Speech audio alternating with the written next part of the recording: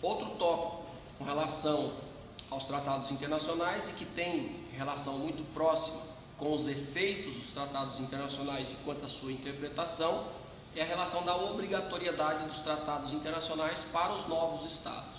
Então nós vimos que um tratado internacional produz efeito para as partes que são signatárias, para aqueles estados que firmaram o tratado internacional naquele momento, naquele determinado momento, e a partir daí esse estado ele sofre uma cisão, ele sofre uma incorporação, e a partir daí nós vamos observar o que é considerado como novo estado, o que nós podemos considerar como novo estado.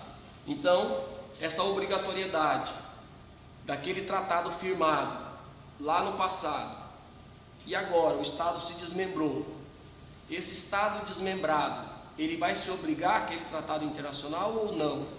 Houve uma cisão, houve uma junção dos estados.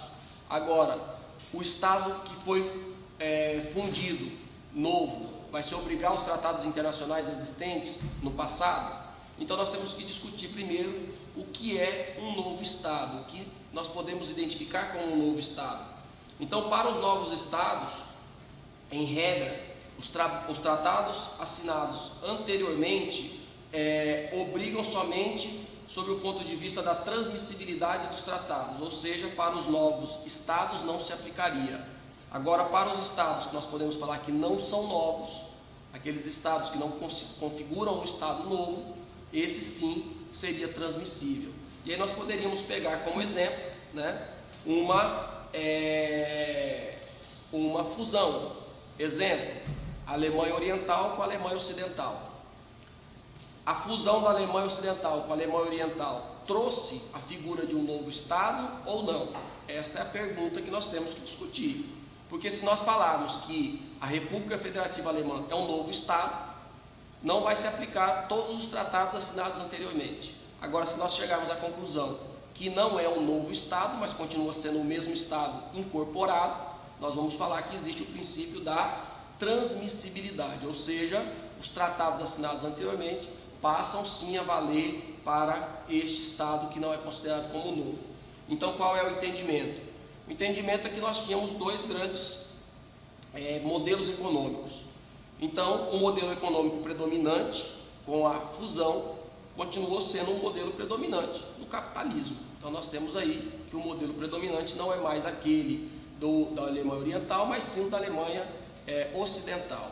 Então, os tratados internacionais que tenha como cunho esta ideia, que não seja contrária à ideia do capitalismo, consequentemente permanecerão válidos.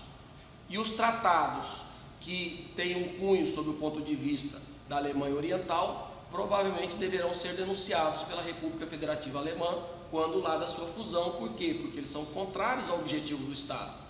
Mas nós temos outros tratados internacionais que se mantiveram vigentes, tanto assinado por um como assinado pela outra.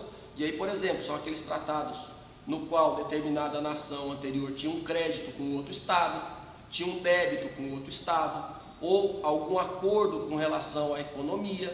Então, esses tratados se mantiveram válidos quando da fusão. Por quê? Porque não se configura um novo Estado.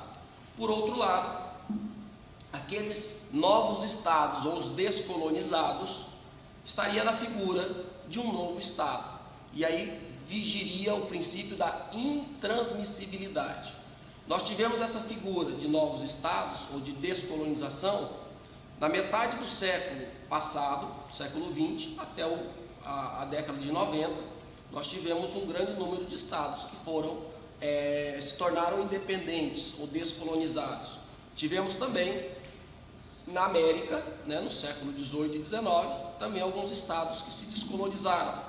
Esses estados que se descolonizaram, em regra, é considerado um novo estado. E aqueles tratados assinados pela coroa, não se aplicaria ao novo Estado. Por quê? Porque ele não participou da negociação, princípio do consentimento.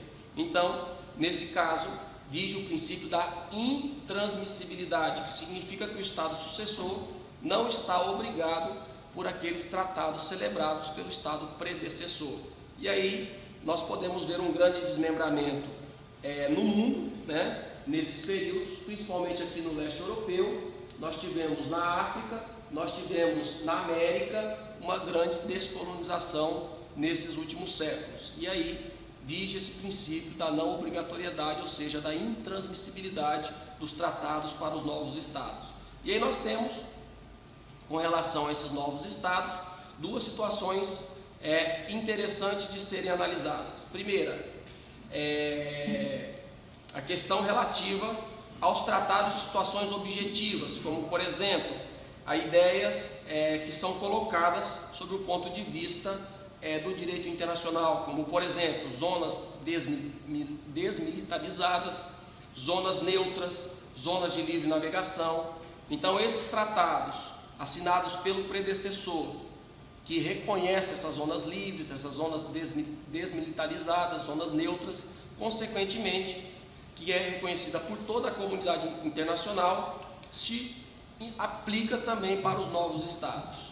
E também nós reconhecemos as regras de ius cogens, né? Essas regras de ius cogens, colocadas lá por Francisco Victória, esses direitos que são natos do ser humano, esse direito que dá a característica do indivíduo de ser ele, ser humano, como direito à vida, saúde, liberdade, entre outros.